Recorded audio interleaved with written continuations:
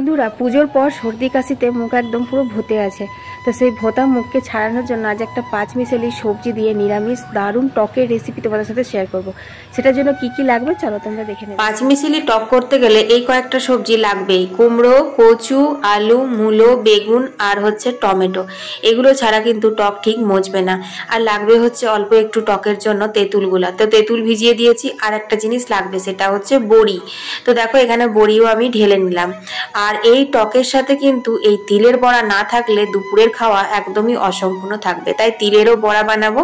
তো চলো এবার রান্নাটা আমি শুরু করে দিই। বন্ধুরা, এই রেসিপিটা হচ্ছে কিন্তু পূর্ব বর্ধমান, বীরভূম, মুর্শিদাবাদের একটি ফেমাস রেসিপি, ঠিক আছে। শেষ পাতে বিয়ে পৈতে হোক বা কোনো অনুষ্ঠান বাড়ি হোক বা ঘরোয়া রান্নার মধ্যেই হোক, শেষ পাতেই টক চাই যায়।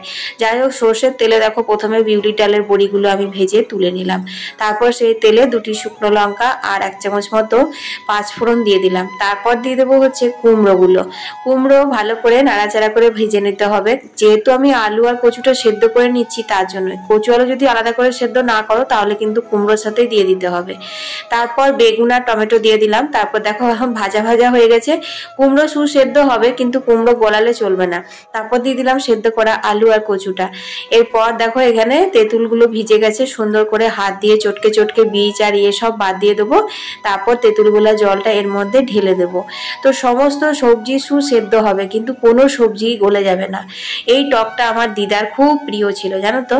আর এই দেখো এখন স্বাদ মতো নুন দিয়ে দিলাম। আর এতে একটা জিনিস দিতে হবে, সেটা হচ্ছে একটু গুড় দিতে হবে। বড়িগুলোও দিয়ে দিলাম, কারণ সবজি তো সেদ্ধই হয়ে আছে। তো দেখো গুড়টাও দিয়ে দিলাম। এই টকটা একটু ঝাল ঝাল টক টক মিষ্টি মিষ্টি হয়। এইটা খেলে যা সুন্দর মুখ ছাড়ে না, কি বলবো। যাই হোক, এটা 1 ফুট ফুটুক, ততক্ষণে চলো বাটাবাটিটা সেরে নিই। শুকনো লঙ্কা, কাঁচা লঙ্কা দিয়ে তিলটা বাটবো আর একটু সর্ষে বাটবো টকের জন্য। কিন্তু আমি সাদা সর্ষে বাটছি, তোমরা চাইলে কালো সর্ষেও বাটতে পারো। আমার ঘরে এখন কালো সর্ষে বাড়ন্ত আছে, তাই আমি সাদা সর্ষে দিয়ে টকটা বানাচ্ছি। তবে হ্যাঁ, কালো সর্ষে হোক বা সাদা সর্ষে হোক, টকের স্বাদে কিন্তু পরিবর্তন আসবে না। টক কিন্তু বেশ ভালো হবে খেতে। তো দেখো টকটা তো ফুটছিল, এরপর আমি সর্ষে বাটা দিয়ে দিলাম। তারপর মিনিট 5 মতো ফুটিয়ে নিয়েছি। এরপর আমি নামিয়ে নিই। ওহ, তোমরা জানো তো, যখন রান্না করবে তখনই এই গন্ধতেই পুরো মোমো করবে। যেহেতু মূলো রয়েছে, সে কারণে দারুণ একটি গন্ধ।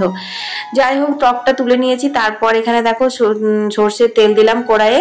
আর তিলটা নুন আর একটু পেঁয়াজ কুচি দিয়ে মেখে নিয়েছি। এরপর সুন্দর করে বড়া ভেজে নেবো। তিল বড়া করতে কিন্তু বেশি তেল দিতে নেই, অল্প অল্প করে তেল ঘুরিয়ে ঘুরিয়ে মচমচে করে কম আঁচে ভেজে নিতে হবে তিলের বড়াগুলো।